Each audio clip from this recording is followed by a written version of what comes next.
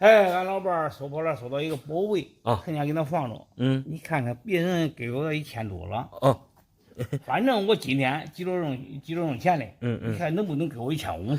大爷，我看你这好像是金饼，因为我托在手里边有这么沉。你这是收破烂收过来了，你这也不能擅自做主给卖了啊。看你说的啥意思？在我们家是我当家，我说一不二。我说卖多少就卖多少钱。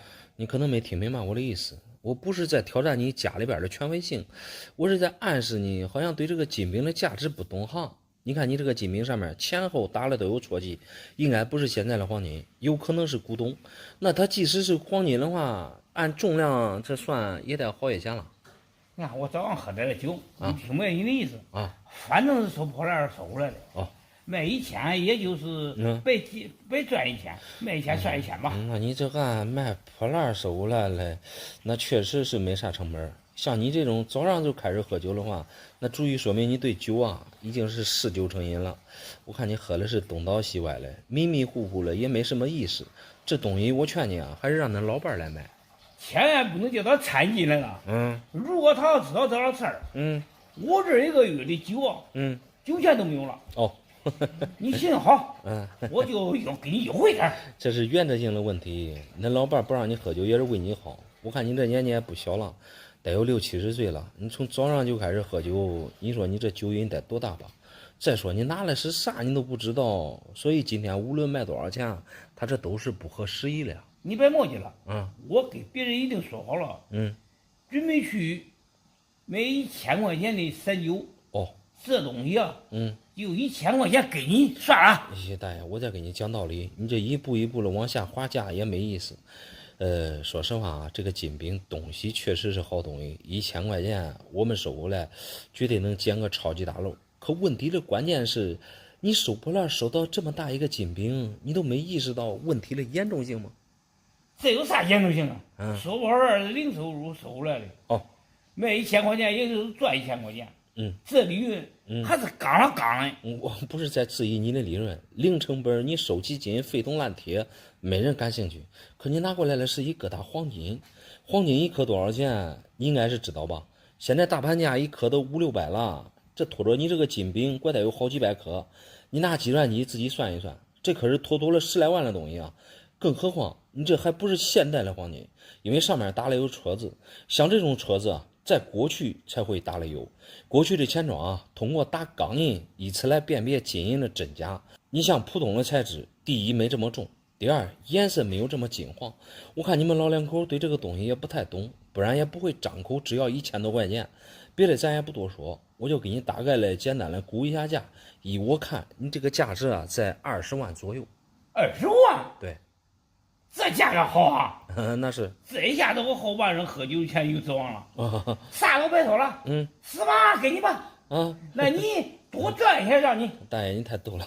刚才你1000多要给我，我都不带犹豫要了，更何况这一下是18万的这大数了，更不可能要你的东西。我建议你千万也不要卖这个东西，毕竟10-20万的东西，别人一下子损失那么多，最后肯定还是要找你们要回来的。没有人会找俺了。说吧，我这收破烂，你知道收了多长时间了？他说多长时间了？我老伴说了，已经好几年了，都没人讲了，不可能有人再找了。没人找，我也不建议你卖。为啥嘞？第一，这不是你的东西，你最好给那媳妇儿送回去。你这肆无忌惮的喝酒也不是办法，对吧？有钱了再加大分量，岂不对身体伤害更大？给你这还拿回去？那算了，你要真的不要的话，那我找其他人去看看。你还是回去给那媳妇儿送回去。好。哎呀，我这个朋友太实在了送给俺一个银元，让我去拿个加工银手镯。这好好的一块银手镯，你毁了不可惜了吗？那好好的银元，你毁坏加工银手镯太可惜。关键是你这个银元，它不是普通的银元啊，这个是倪世聪的军阀币啊。老板好眼力我拿回家之后第一时间就上网去查了一下，价值最少6位数，这次我捡大漏。那如果是真币的话，那你确实捡超级大漏，因为像这种倪世聪的军阀币，存世量特别少，在我们行内称之为倪世聪纪念章。你看上面写的有纪念2个字，大小的话比我们常见的银元轻一半。你这个很明显是大规格的呀。你都不知道俺这个朋友实在的很。我儿子这次办满月，他虽然没有拿红包啊，给一个银元让给孩子去加工手镯。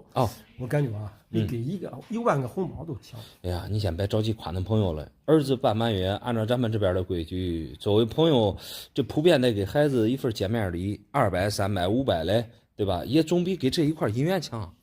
谈钱就输了吗？不是？那是嘞。这不是给这银元让给孩子加工银手镯吗？我不是没舍得回吗？你不舍得回还是你查它的大概价格了。你搁平时用银元加工一副银手镯，那得掏这个手工费。现在工钱可不便宜啊。如果他够实在的话，直接给孩子买一副银手镯了，这绕一大圈子，让你再去掏加工费，这玩的也太虚了吧？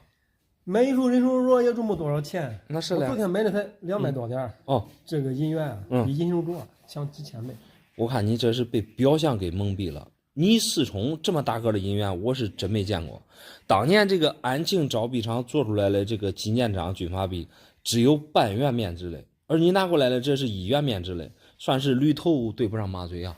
啥驴头马嘴了呀？网上专家给我报了80万。我怕是卖亏了啊。你给我看看最高能给多少钱？80万绝对是卖不亏了。两个问题啊，你可能没有搞明白。第一，真假的问题。这个倪世崇这个人在过去啊，算是安徽的大军阀，用土皇帝形容他一点都不为过。安庆造币厂在过去啊，就在他的这个管辖县围内。在过去军阀币盛行，常见的唐继尧、曾策相、四川大汉，包括当地各军阀嘞，他有头有脸的都会发行一些无面值的纪念币。所以啊，倪世崇利用安庆造币厂也做了纪念币，只不过没你这个大。他做的呀是那种半圆的，重量刚好是这种一半。过去人啊都习惯，对吧，在上面打个孔，往衣服上一别，大家都习惯称之为纪念章。那个回到大小的问题，既然人家在安庆造币厂做出来了纪念章，说实话这个头没那么大，那你现在拿这个出来，你说这是算真算假嘞？真的你肯定不用怀疑了。网上专家都已经帮我鉴定过了。鉴定费都好几百。再说你也是第一次见。虽然说我是第一次见，但是币面压力啊，我看是很不舒服。你包括它这种编织整齐划一，还有银元你放了80年，哪有这种包浆的呀？银质的话确实是银的，26.8克银子也不贵，所以就牵扯出来第二个问题了。既然价值80万的话，你这个朋友啊，除非是疯了。他不可能拱手啊送给别人儿子那么多钱，除非那儿子和你这个朋友有啥关系。你胡说啥呀？我儿子跟我朋友半毛钱关系都没有。可是网上的专家了我评估了80万。你别提什么网上专家，那都是花几百块钱的鉴定费买回来的开心。你这也算是一枚真银假币而已。那朋友送给你的目的很明确，就是相当于给孩子分个红包，就是想让你给孩子去加工一副银手镯，就那么简单。那照你这样说的话，俺这朋友在我面前耍滑头了。那耍不耍滑头，那时间会检验一切。反正我看你这个银元有很多问题，建议你啊，再找别人看看。还是算了吧。你们这些人呀，除了会羡慕嫉妒，没有，我就相信网上专家的话，银元还给我吧。给，那你再转转吧。我这里有一个家传的银锭我要用它换一些零花钱，你看值不值600？600，我看你这个锭子是标准的10两啊，只换600的零花钱，这也太草率了吧！再是家传下来的，也不能乱卖啊。我没有乱卖啊，如果你感觉太多，那你就给我少100吧，我这可是真东西啊。真假肯定是100%没问题，因为你这是一眼开门的10两银锭，锭面非常干净，而且这多少还带点底光，字口各方面还不错。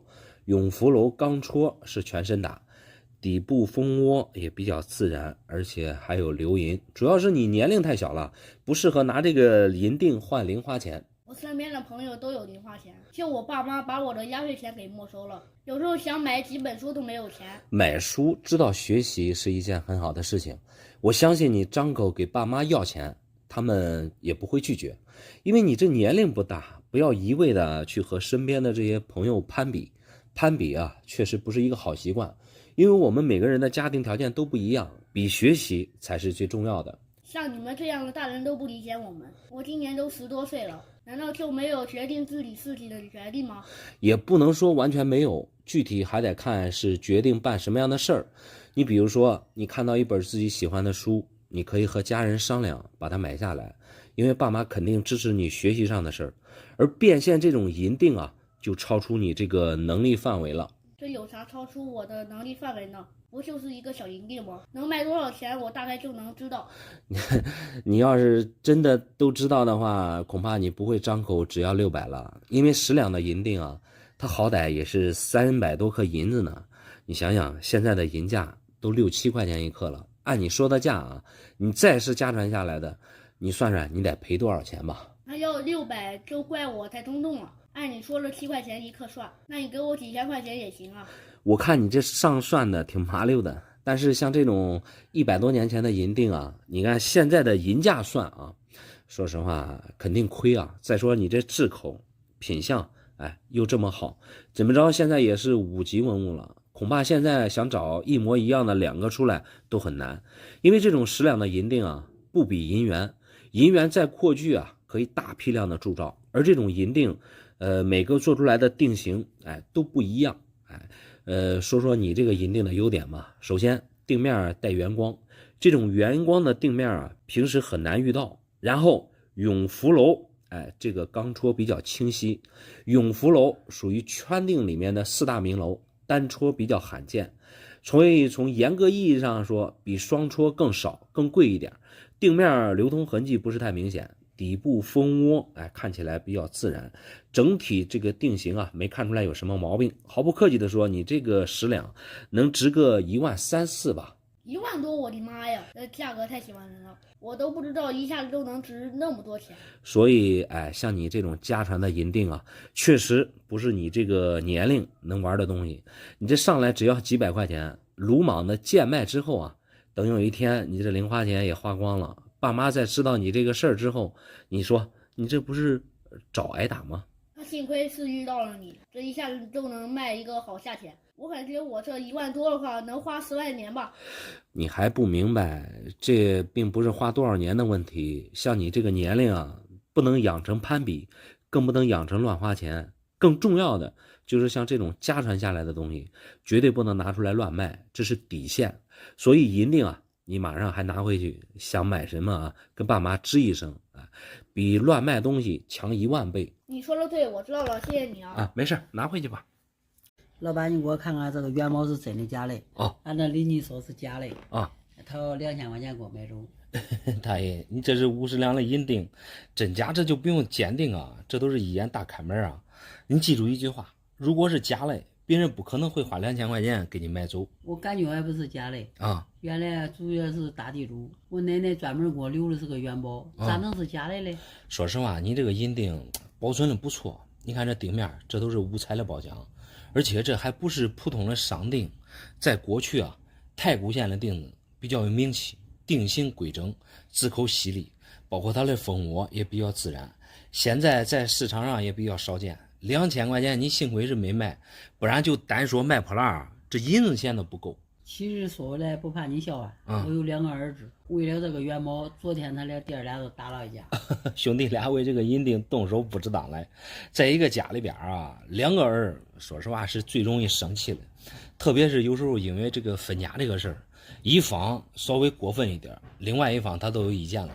既然兄弟俩为这个动手，这里边啊肯定是有原因啊。可以被你说着了老大都说这个元宝都值2000块钱，准备给他弟弟1000块钱。他弟弟不愿意，弟儿俩都打起来。那你这么说的话，老小应该是多少懂一点，说白了就是不相信他哥。这么大的银锭，他哥只估了2000，而且给弟弟1000块钱的好处费，这是谁恐怕也得有点想法。打架解决不了问题，如果弟弟不愿意的话，那给他哥1000，他把元宝留下，这事儿不都没意见了吗？关键老大不愿意他说这是俺家的长子，只有长子才能继承这个元宝老小不愿意。是我可能也不愿意。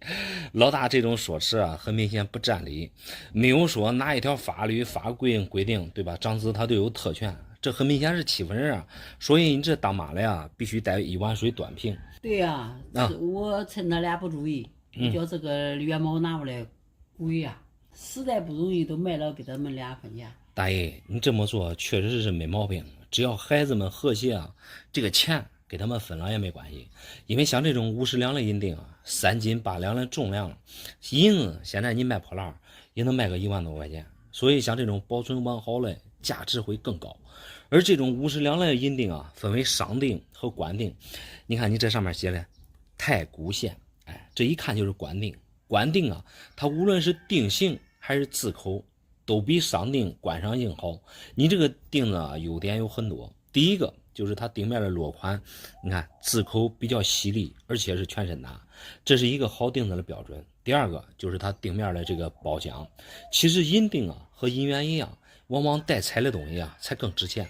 这种酱彩啊是属于老五彩。另外就是它下边的蜂窝了，你看你这个蜂窝，这看起来啊这非常自然。这个锭子整体状态属于8件的品相，价格啊目前也就是在17万的样子。我没听说吧？都在一个银子管给17万嘛。我听说银子很便宜这也是真值钱吗？你像我们常见的银子确实不贵，1颗也就7、8块钱的样子。但是你这种银锭啊，它是完整的，哎，保存的品相比较好，好歹现在也是属于5级文物了。由于它这个存世量较少，所以能值多少钱，完全就是看它这个品相，哎，来说话了。怪不得他俩兄弟为这个银锭打一架，谁知道这一下能值这么多钱吗？我啥也不懂。那你不懂，并不代表孩子们不懂啊。现在年轻人手机对吧，一打开，简单的价格一查，还多少还是能查个大概。再加上那老大在家里边可能也是耍横惯了，所以老小这一次也没让着他，才有了这兄弟俩动手打架之说。大爷，你看这个50两的这个银锭，你看你咋处理啊？为了他弟儿俩再生气再打架卖了他弟儿2块钱嘛。只用这样处理他弟儿俩避免生气。那大爷你能这样想就对了。那我给你细算一下啊。我这好不容易去评级入个盒，之前落笔就有人给我2万，现在有人只给我2000，这可把我气坏了。我看你这个是大清宣3，给2000啊，纯粹是扯淡的价格。给2万左右的话，应该是前2年的事儿。我看看啥吧。给2万，当时我就没卖给他，因为我这个人啊很聪明好学，我对比这银元上网一查资料，好几百万一枚嘞，几百万一枚的大清宣3确实有，你单看这一面的话区分不出来，你把银元翻过来，你这个是典型的去虚龙，像你说的几百万一枚，就是这一面的龙长得不是这样的，但是你这个大清宣3深斑龙状态不错，背面你看带少许的这个绿锈褒奖，原汁原味的状态，而且另一边还带记录纹。老板果然是好眼力，我这一枚银元啊，状态那是刚刚的。现在网上还有收藏品公司给我开价100多万呢。那状态确实是不错，但是有人给你开100多万，那就有点太扯了。网上那些虚无缥缈的价格都是忽悠人的，因为大清宣3比较常见，具体能值多少钱啊？关键你还得去那个实体店问问价。像你们这实体店啊，我怎么感觉不靠谱？咋了？人家网上报100多万，这有人只给我2000块钱，这不是闹着玩吗？2000块钱的价格确实有点扯，因为你这个大清宣3，你看已经评级入盒了，给的还有分，好歹还是 XF45分的，他又不是说带伤带戳有毛病，对吧？你给2000还情有可原，这给你2000块钱，你这纯粹遇到那种不懂行的了。对呀，说实话，我这评级入盒就是为了挣钱嘛。对。前2年有人给我2万，这现在只给我2000了。我跟你说咋回事吧？前2年那个市场需求量大，像你这种大清宣3，它供不应求。现在你遇到的情况，应该是遇到不懂行的了。那给2000肯定是那个新手，正好你也没卖给他，也没啥损失啊。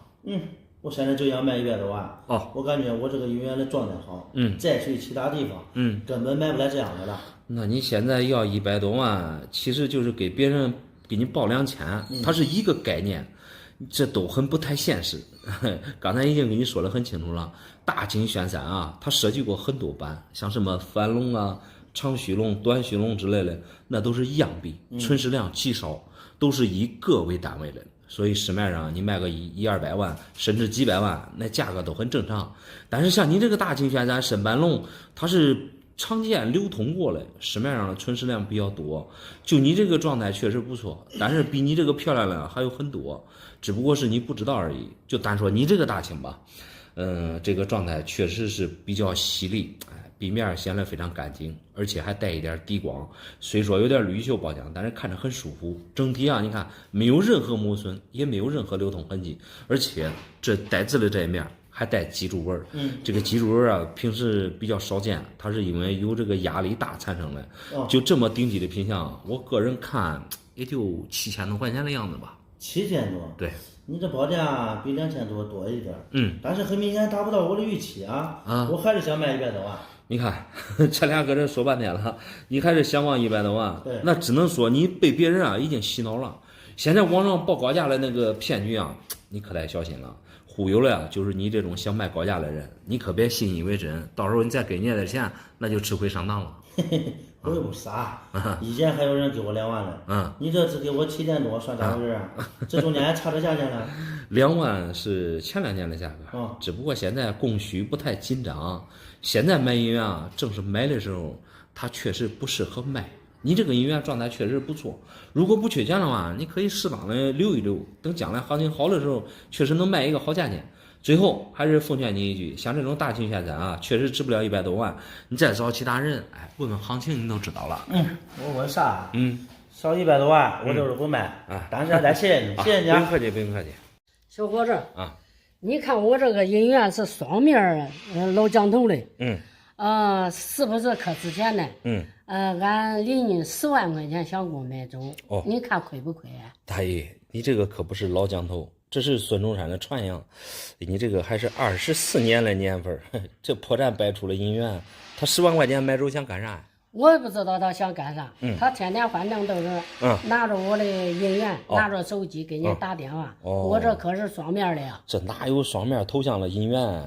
你这个纸了，就是传样这一面，你看也有一个人头像，这种是透打，就是银元在铸造的过程当中，由于它这个压力过大。使得这个头像出现在另一面，透打在银元里边太常见了。花10万买你这块银元显得太浮夸了。24年的传样，你这是搁哪来的呀？这是俺当家的。去年我花600块钱买别人的，没有想到一夜是管赚9万多。那你这600买来就对了。去年你别说买这种稀少年份的银元了，你就是买一个23年的传样，600块钱恐怕也没人卖给你吧。毕竟这种银元啊。它的壁面你看好歹是无伤无戳，23年传样和袁大头的价位是相当的。我老公说嘞，这感觉着这赚9万多，这可以了。那确实可以。我咋越想越不得劲儿嘞？他上手机搁网上查了价，是不是管卖更多的钱呢？那600买了，你能卖10万，那可是将近200倍的收益了。这收益率是全世界最高的利润了。但是邻居关系在这方面嘞，他10万买走啊，应该是有卖了门路。这个问题啊，你可以适当的问清楚，毕竟你这块银元啊有问题。那我这个银元有问题，有啥问题？俺这邻居他又不傻，他又不是个傻子，他10万买走，他管买20万，他人可精啊。那如果我猜的没错的话，他应该是在网上咨询了专家。就你这个银元，我初步估计啊，人家专家最少能报几十万，说不定看那邻居不懂啊，给几百万的都有。那照你这个说这个话，我还不能卖着俺邻居呢。这双面银元，我花不完，钱买花不完，我给俺孩子花还中啊。问题其实就出在你这个银元上，并不是真能卖几百万，给几百万啊，那都是噱头。意思就是别人想趁机啊忽悠恁邻居，因为我们所知道的这个传样啊。以前就发行过21、22、23这3个年份，而你这个是24年了，这就不免让人起疑心了。你就90年代那时候吧，有时候把这个传样把这个上面的3改成4，那叫改刻。改刻啊，通常都是用了真币，毕竟23年的传样也不贵。但是我细看你这个可不是改刻啊，这上面的字体都是一体铸造出来的。看银色的话，确实是银子，一块很明显的透打币。但实话实说啊，这块银元的压力并不是太好，无论是它上面的字口，你包括还是它这个边齿，这怎么看怎么都不让人舒服。就这么跟你说吧，恁老公去年600块钱买了都有点贵了。依我看，像这种真银假币啊，市场价也就200来块钱。200块钱你别给我闹着玩了吧？俺邻居他多聪明嘛呢？这顶200块钱，他会10万块钱我买走吗？所以我感觉那邻居这个人对银元应该是啥都不懂。你想想，过去就压根儿没发行过24年的传样。他10万块钱给你买走，肯定是另有所图啊。别人正是看他不懂，所以才设圈套，要忽悠你们。反正我啥不懂，反正都是600块钱买回来的。那既然你出不了10万块钱，我还老实的回家卖着俺邻居吧。你看刚才我就跟你说了值200，你还非得10万块钱卖给那邻居，那邻居对不对？这都是低头不见抬头见嘞。即使他今天10万块钱给你买走了，他转一圈肯定也卖不掉，到时候再给你退钱，再因为这点钱，对吧？将来再发生各种不愉快，就不值当的了。听我一句劝，告诉那邻居啊，网上的那些估高价都是忽悠人的，防止上当受骗。那你说的啥我也听不懂。我不卖了还不行吗？不卖了好，不卖了好。拿回去吧。那我不卖了啊。俺奶给我2块老银元，我一查，竟然是河南省造的。这一下没想到能值上亿一枚。确定要发财了。河南省造的银元，我确实没见过。不过我看你这俩个头确实不大，能值上亿有点夸张了吧？我看啥来？我刚开始觉得也挺夸张的但是我很无奈这2枚是孤品包浆也是一眼大开门，所以就值这个数。你这俩半元，它确实是一眼开门，但是你说的孤品谈不上。很遗憾的告诉你这并不是河南省铸造的银元。你看上面写的是云，这分明就是云南造的双旗半元啊！不可能是云南我一查就是河南。这2块银元，俺奶辛辛苦苦放了几十年，就没有离开过河南。银元在过去它就是钱，离不离开河南都不能说明啥。中国字咱都认识，云和河书写方式区别很大。这钱你让谁看，它也不是河南省造的，所以这个上亿的价钱它没有依据。那很有可能是外边的包浆太厚了。这弄的我也没看清楚。但是呢，这2块银元的包浆确实很美。包浆不得不说确实很美。你这2块半元，你看壁面带彩，这种彩是属于黄油包浆，平时确实比较少见，而且还带底光。但只可惜这种双旗半元发行量比较大，所以这个价格上不去不对这个字儿我是看错了，但是我找专家估价了。他说我这俩银元并非常见，所以值得上亿。那我只能说你找了专家算是投其所好，这上亿的价格是顺着你的意思估出来的。你想想，咱河南自古以来就没有发行过银元，民国那时候只发行过大额的100文、200文的铜板。既然咱河南没有发行过银元，那你找这个专家估的这个上亿，他就不算数那就当他们估的不算数。反正我今天来你这一趟你给看看，值不了1亿也得值几千万吧。哎呀，听你说这话口气不小动不动都想上千万上亿，你这心气也挺高。只可惜你这双旗半元不争气，一字之差，差别很大。因为河南省造我从来没见过，即使有的话，价钱它也不会便宜了。而云南省造，说实话它就另说了，因为过去云南经济不太好，像常用的银元都是这种小1号的半元，这种双旗还好一点。它是民国后期发行的，你可以看一下，民国21年，它标注的时间。那种光绪新龙会更便宜，它一个才100多块钱。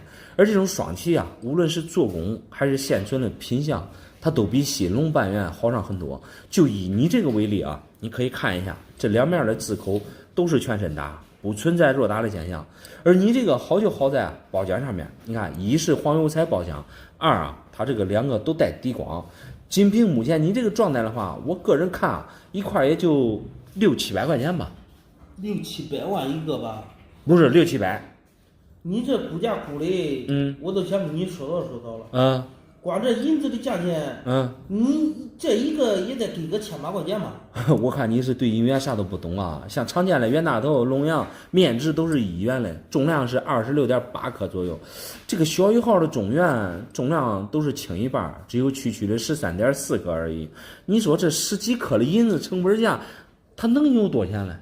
你休想忽悠我！你别再以为这上面我没看过新闻。现在的一颗银价，好像也是600-700吧？哦，几十克也得上千了。我看你完全对金都分不清啊！黄金价格那今年确实是700多一克，但是银价非常便宜啊！现在银价大盘价1克才7块多，10几克也就80块钱。再说银元也不按银价去算，我建议你啊，你还是回去把这个金银价格搞清楚，然后带上你的银元啊，挨家实体店多过问价再说。正好咱俩话不投机半句多。我还是上网请教有专家的，有实力的专家吧。那好吧。我发现了一个大事儿，俺家祖传的这块银元是绝品，没想到我年纪轻轻，这一下子就身价上百万了。我还真没看出来你这个北洋龙是啥绝品，上百万这有点太夸张了吧？不过壁面品相状态还挺好，原汁原味的29年北洋一块。老板，你可别在我面前装糊涂，你真没看出来还是假没看出来？我这块北洋至少有2处以上的不同点。2处不同点，你说的应该是它的斑。29年的北洋龙啊，虽说发行量不及34年多，这个里面确实有很多名誉品。细看你这块的话是极厚点，比常见的29年啊极厚多一点。29这俩阿拉伯数字也并不是什么艺术字，龙鳞字口都是全身打，比通货稍微强点吧，毕竟是无伤无戳。老板，你这揣着明白装糊涂啊！咱俩也不说那么多废话了，就说这块银元，别人给我130万，你看看你能给多少吧？130万，这价钱给的是军阀币的价格。我看你这个说辞啊，应该是对银元不懂，也只有不懂行了呀，才想卖130万。现在这个网上有很多报高价的骗局。但凡你随便拿出来一个古钱币啊，他们就能使劲的给你往高价上报，为了就是让你信以为真，后续啊想忽悠你的钱。我才不会被他们忽悠嘞，我聪明得很。这块银元就是和其他的不一样，我感觉130万也给少了。你这叫王婆卖瓜自卖自夸，自认为自己家的银元是好嘞，这于情于理都能理解。关键是像这种北洋龙啊，太常见了。你这个不一样的地方，首先是29年啊，和常见的34年有变动。另外一点就是极后面多一点，其他和34年的北洋啊，并没有啥不同啊。有这2点不同就够了。什么叫物以稀为贵？因为这是过去几百年前的东西，这全世界独一无二，就这个，所以才贵。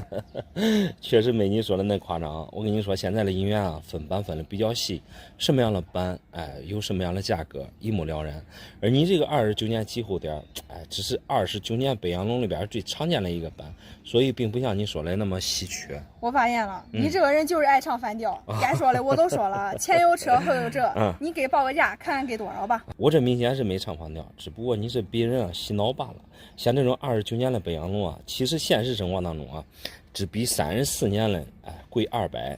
当然我说的是普通版、普通品相，在状态差不多的前提下。而你这个版是29年的极厚点，比常见的29年就是极厚多了一点。你像大清玄3阿厚点，它那个阿厚多一点，这个它能翻倍。